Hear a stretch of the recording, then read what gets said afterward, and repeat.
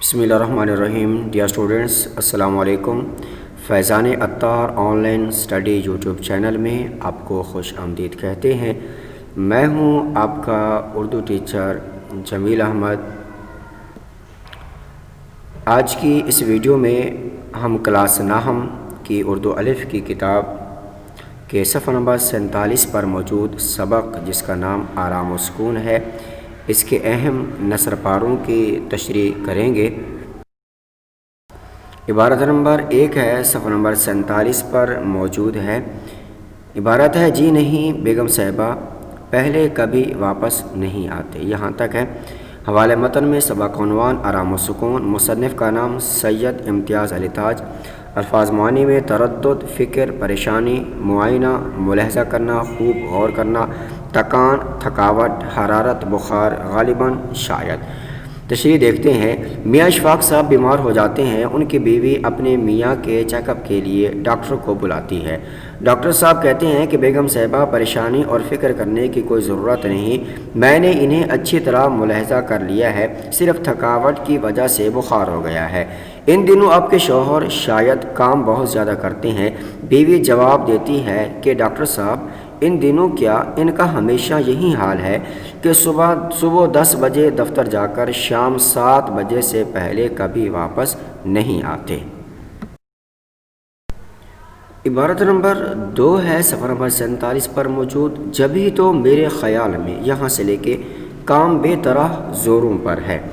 حوالے متن میں سبق کا عنوان آرام و سکون، مصنف کا نام سید امتیاز علی تاج. الفاظ معنی میں الجھنیں، پریشانیاں، پیچیدگیاں. انشاءاللہ اگر اللہ نے چاہا بحال ہونا، پھر سے ٹھیک ہونا، 20 مرتبہ، کئی بار، بارہا.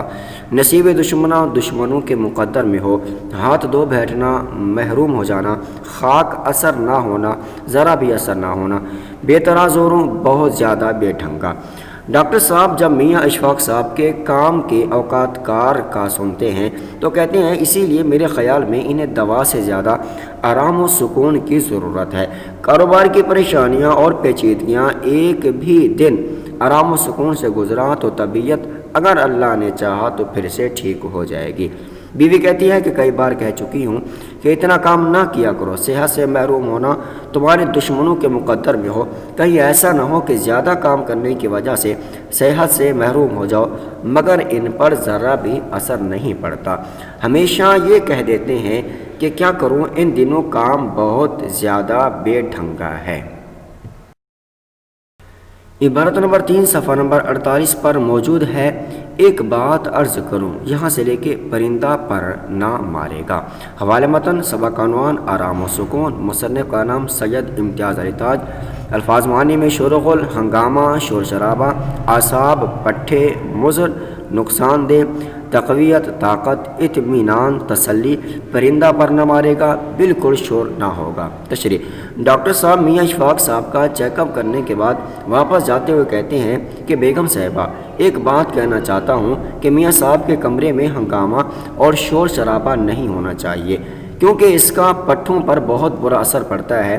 خاموشی پٹھوں کو ایک طرح کی طاقت مہیا کرتی ہے. بیوی کہتی ہے کہ کیا مجھے علم نہیں ڈاکٹر صاحب؟ آپ تسلی رکھیں، ان کے کمرے میں بالکل شور شرابہ نہیں ہوگا.